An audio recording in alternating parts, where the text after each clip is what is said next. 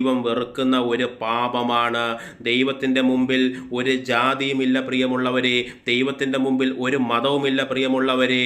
യേശുക്രിസ്തു സ്വർഗീയ മഹിമകളെ വെടിഞ്ഞുകൊണ്ട് ഈ താണ ഭൂമിയിലേക്ക് വേഷത്തിൽ മനുഷ്യനായി ഇറങ്ങി വന്നത് എന്തിനാണെന്നറിയാമോ?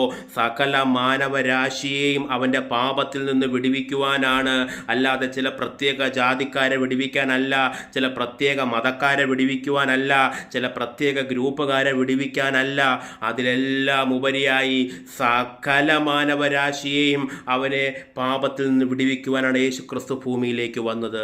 അതുകൊണ്ട് യേശുക്രിസ്തുവിൻ്റെ അനുകാരികളെന്ന് പറയുന്ന നമ്മുടെ വായിൽ നിന്ന് ഒരു കാരണവശാലും ജാതിയുടെ വാക്കുകൾ വരാൻ പാടില്ല.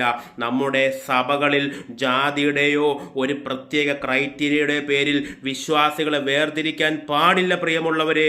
അങ്ങനെ ചെയ്യുമ്പോൾ ദൈവത്തിൻ്റെ ഹൃദയം വേദനിക്കുന്നു. നാം ദൈവത്തിൻ്റെ മുമ്പിൽ പാപം ചെയ്യുന്നു.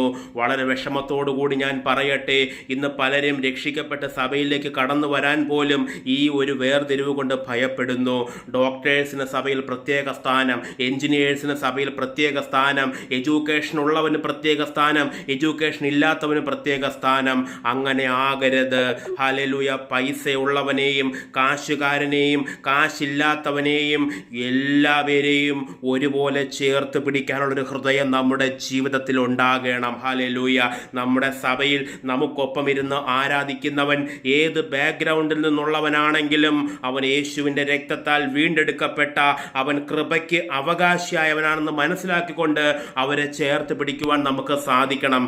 അതുകൊണ്ട് ഒരു കാരണവശാലും ഹല്ലേലൂയ ജാതിയുടെയോ മതത്തിൻ്റെയോ ഹാലിൻ്റെ സോഷ്യൽ ക്ലാസിൻ്റെയോ എക്കണോമിക്കൽ ക്ലാസിൻ്റെയോ പേര് പറഞ്ഞുകൊണ്ട് നാം മനുഷ്യനെ വേർതിരിച്ച് കാണരുത് പ്രിയമുള്ളവരെ.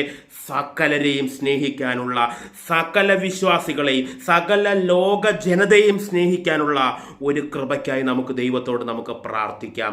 ചില മനുഷ്യനുണ്ടാക്കിയ അടിസ്ഥാനങ്ങളുടെ ബേസിസിൽ അല്ല, പകരം ക്രിസ്തു ഈ ലോകത്തെ സ്നേഹിച്ചതുപോലെ റിലീജിയൻ, കാസ്റ്റ് എല്ലാം വിട്ടുകൊണ്ട് സകല മനുഷ്യനെയും സ്നേഹിക്കാനുള്ള ഒരു കൃപയ്ക്കായി നമുക്ക് പ്രാർത്ഥിക്കാം. അതുകൊണ്ട് എൻ്റെ ശബ്ദം ശ്രവിക്കുന്ന ആരുടെയും വായിൽ നിന്ന് ഇനി ജാതിയുടെ ഒരു വാക്ക് വരരുത് പ്രിയമുള്ളവരെ.